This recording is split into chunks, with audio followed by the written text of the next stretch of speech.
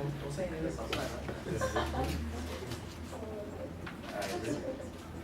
Good afternoon, everyone.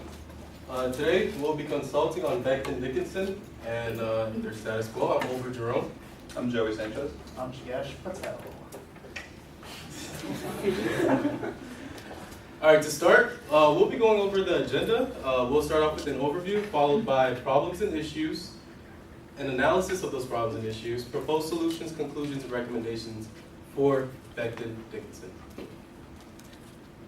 To start with the overview, BD is way too US focused. Despite their international sales accounting for about 50% of their income, they only focus primarily on what they have here domestically. And that becomes a problem, and it also becomes a problem for growing their business as they are focused solely on their existing products and not exploiting their international markets for implementing new products. The US region is on a whole nother level compared to their international region. For example, decisions are made primarily here, and there is no real autonomy abroad. And this leads to low innovation and absolutely leads to missed opportunities. And we'll be getting onto, we'll be getting into these missed opportunities later on in the presentation. And I'll be leading it to Jiggy, who will be going over the issues and problems. All right, thank you, OJ. Next slide, please. So, BD's US focus is basically a result of their internal culture. So, their first 5 CEOs were from within the founder's family, and only recently did they have 2 CEOs that are actually from outside the founder's family, but these were still individuals that had long careers within the US regional branch. So there's kind of this pattern here that BD tends to promote those that they can have regular interaction with and they can regularly see. As such, their international branches who do not get as much face time are on uneven footing when it comes to setting budget and direction. This leads to BD's second problem. These international branches do not have enough independence. So BD promotes an internal culture that focuses on risk aversion and consensus-based decision making. As such, it creates this environment that's unhealthy towards product innovation. So considering the fact that these international branches have different unique needs, this leads into another issue. BD only views their international branches as ways, as OJ has said, to expand their current existing product line. They don't view it as a way to meet unique new needs from different regions. As such, they don't really care about the international branch's budget and direction. When it's combined with its internal culture, it leads to an environment that kind of paralyzes the international branches from really doing anything. This is a culture where few can say yes, but many are empowered to say no. Next, please. Next, we're going to be going into the analysis of the issues and problems. We're going to be talking about the three S's. What they can start doing, what they can stop doing, and what they can stay, which is what they can continue to do.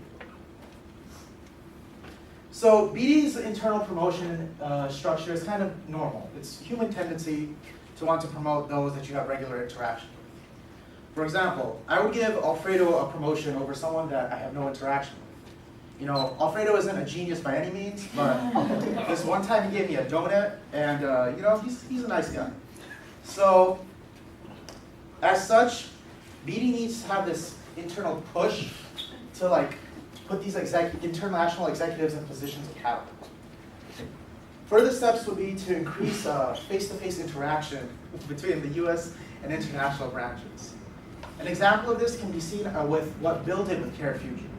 When BD acquired CareFusion, Bill was sent in to become one of the locals and really get to know what CareFusion was about so that they could take the best from CareFusion and apply it with the best of BD. We're thinking that the US branch and the international branch could do something similar. We could have a US executive come on over to the international branch and become one of the locals, as well as having one of the international branches send someone over to become one of the locals in the US branch. We believe this will help close the gap between the branches and lead to better trust between them. Next, please. Next issue we'd like to talk, excuse me. So the next issue we'd like to talk about is shifting the internal culture away from being risk averse. As you know, we've said multiple times, BD has a culture that's focused on risk averse decision making as well as consensus based. And they've already kind of started making some progress with this with their Delta initiative. However, there's an issue with the Delta initiative and how it's being received from lower level employees and higher level executives.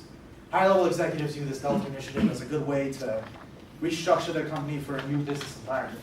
However, lower level employees think the Delta initiative is just a way to cut numbers and get rid of people. So we're thinking to deal with this disconnect, there's a few methods you can take, such as an information pipeline, anonymous feedback, and just regular old talks with executives. And the last step we believe BD should take is to shift its product focus. Currently, BD views its core competencies of expanding its current product line rather than making new products. As such, this makes BD averse to trying to meet the needs of a unique non-US region, as unique needs will require a unique new product. BD has already begun to shift its priorities in this regard with their Delta initiative. However, something we believe that can be used to kind of speed up the turning of this shift is give international branches more autonomy when setting budget and direction regarding R&D. This leads into our proposed solutions, where I'll hand it off to Joe. Thank you, Jiggy. So for our first proposed solution, as Jiggy talked about, is we really need to shift the focus from expanding current product lines, and we need to shift that over to just making entirely new products. BD has always liked to just make alterations or small changes to products they have in the US and then kind of just try them in an international market, but we recommend that they come up with entirely new products, and that's because a product in a new market really has to fit the custom needs and wants of that market. So what we recommend is BD can reallocate their budget from focusing on the production of current merchandise to focus on research and development for new solutions within that market. More funds in research and development means more products that are custom to the market they're being sold in. This transition of focus will show commitment to the long-term financial well-being of the company by investing in the future compared to focusing on moving products now in the short term. So solution number 2 is BD can give international executives more power and independence. This power will allow them to make serious business decisions regarding budgeting and R&D for their market. And we feel that the executives who specialize in a certain market segment will have the best idea of how to do business within their respective country. So international decisions won't be left solely to US executives, kind of like what Jiggy said. And the international executives will be able to take more risks where they see fit in order to push for growth and innovation in their market. We think this will lead to long-term business in that country and increased profits. And then for solution 3, we recommend, or an option is they can create an information pipeline which will facilitate communication between the research and development departments of both branches, foreign and domestic. This will allow for the transfer of a variety of ideas throughout the entire company. This is to make sure that no R&D department is kind of isolated in the pursuit of new solutions. We think that both good and bad ideas have value, and that good or bad ideas in one market can actually help to lead to innovation in another. So an information pipeline would allow individuals from a variety of backgrounds to communicate and brainstorm together, and we feel that this diversity will provide the best chance of coming up with innovative new solutions. And then we'll pass it to OJ. Sticking with the status quo, this has always worked. This is what got us here. These are all dangerous thoughts and dangerous thinkings when it comes to any business. So, for our conclusion, BD is way too US focused on its operations. You make a lot of money internationally, so exploit that and build on that and challenge those markets. They must adjust their internal culture. As Jiggy was mentioning, there's too much in-house keeping and promoting within those that highlight. Yeah, Alfredo may have given him a donut, but doesn't mean Alfredo's the best for the position or the best person to make certain decisions. We must pursue regional opportunities. If operations are happening in South Africa, South Africa has plenty of needs that are different from the United States. So that must be exploited as well. Shift product focus to more of a mix instead of sticking with what they currently have. They must expand to new ideas, new innovation, new product lines. And then they must create a pipeline to relay ideas. International executives must be given certain autonomy and decision making. This leads us to a recommendation. We absolutely have to give international executives more power. By doing so, international executives can give unique feedback from what they see on the ground from where they are. If Jared is in Asia and he sees something that can help boost BD's bottom line, we should implement those changes instead of having Jiggy back in the United States be like, no, I don't see this working. Well, he does, he's on the ground. They must reduce laws from waiting for approval.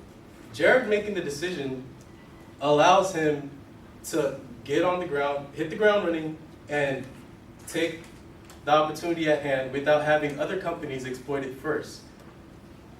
And then furthermore, we must pursue innovative new products. Whether it's here or abroad, things are constantly changing. BD cannot stick with the status quo and say, this has worked, so we'll stick to it.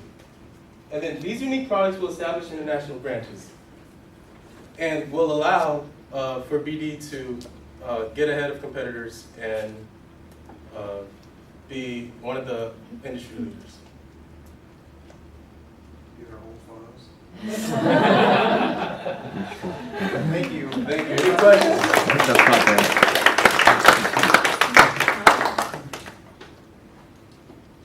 For your solution 3, I noticed that you talk about individual and also department for R&D. So are you focusing on individual within that department or with like company-wide? Mostly company-wide. We feel like the R&D departments just want to brainstorm together, and we just want to, as a whole unit, kind of discover possible solutions. Any other questions? Good. Thanks, guys.